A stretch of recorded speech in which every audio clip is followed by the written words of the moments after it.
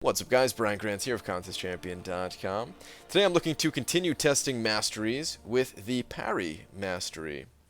I've always been curious about the Parry mastery, more so the damage reduction side of it. I don't really care about the stun duration. I just want to know how much damage am I actually reducing. I mean, it tells us right there, 15% for the first point, and then 20 and 25% for, the second and third point of the mastery. But how does this get calculated, and do I actually need to max out this mastery? I mean, I've played around with both, having, only 1 point and having 3 points, and, I feel like I can tell a difference, but I want to see for myself. I want to see the numbers. I want to know exactly how this is working. I want to know how it interacts with block proficiency, for example. If we go over to Gwenpool's block proficiency, she reduces damage by nearly 60%. Now, is that extra 25% if I had, parry 3 out of 3, is that added on to that number? Or is it 25% of the 40% damage that's still remaining? It's a big difference, and I'm going to try my best to figure out how it's calculated here. I have a tiny little spreadsheet going. We're going to do the testing with Vision against Realm of Legends Winter Soldier. I was actually planning on testing like 3 or 4 different champions, but what can I say, man? It got late. We're only going with Vision in this case. It should still give us enough data to figure out if the mastery is worth it or not. So I'm going to go ahead and get the testing underway, and I'll bring you guys along for the ride a little bit, but I want to speed this up, so I'm just going to cut to the important stuff, the important bits of info here. The reason why I chose Vision for this test is because he does not have any kind of buffs or debuffs that will skew the testing results. His block proficiency starts out at 64% damage reduced, and I do not have any kind of masteries or synergies that are going to impact that whatsoever. The only synergy on my team is actually a crit one. Let's get the testing underway, shall we?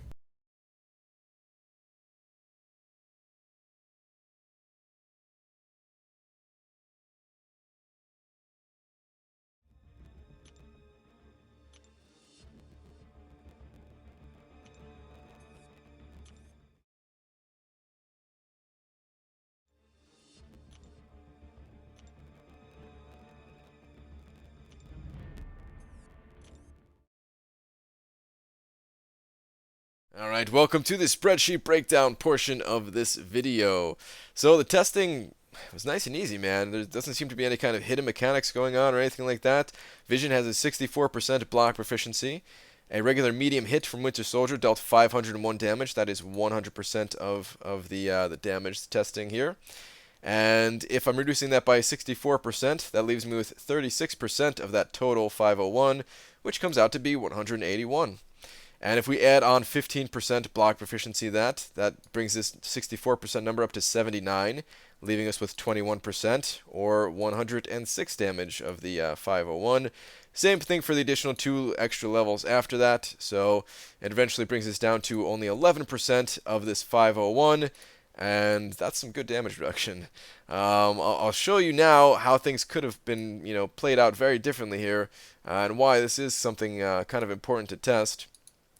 If the math worked out differently, if the way that Kabam had this set up is that if we were reducing the damage 15% of this 36% instead of just adding on an additional 15% on top of the 64, you could see these damage numbers are very different. So yeah, 85%, or reducing it by 15% of the 36 versus reducing it by 20 and 25%.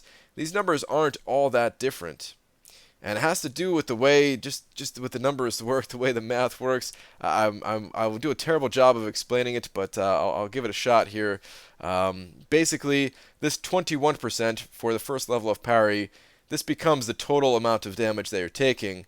And if you're reducing that down to 11%, you're basically cutting that number in half. You're basically getting like an additional 50% damage reduction in a way. If this 21% is now the new total.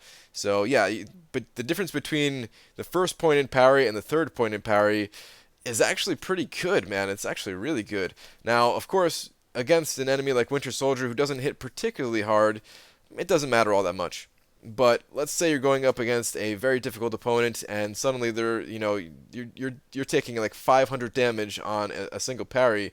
well, reducing that 500 by half, that could actually mean the difference between you surviving that fight and getting destroyed. So yeah, the third point in parry, or the second and third point, are very valuable. The third point is even more valuable than the second one. So it's definitely a good mastery to put a lot of points into, or max out if you possibly can. With that said, it's not completely necessary to max it out. It really depends on the content that you are doing. And it's okay to sacrifice some damage that you're taking in order to increase your damage output. It's kind of the same situation with the suicide masteries, of course, where I already know going into it by picking up the suicide masteries, I'm going to be doing more damage, but I'm also going to be sacrificing a bit of my life to gain that damage. Same thing with parry. If you wanted to sacrifice the additional 2 points into parry to put those in some kind of offensive mastery, you certainly could do that as well. But the test here proves that it absolutely is worth it. If you're looking to reduce some damage, then putting additional points into parry, you can't go wrong there. So that's going to do it for this test. Let me know what you guys run, if you guys run 1 point or 3 points. Personally, like I said in the beginning of this video, I've actually tried both. I even ran, map 6 with having only 1 point versus having a third point.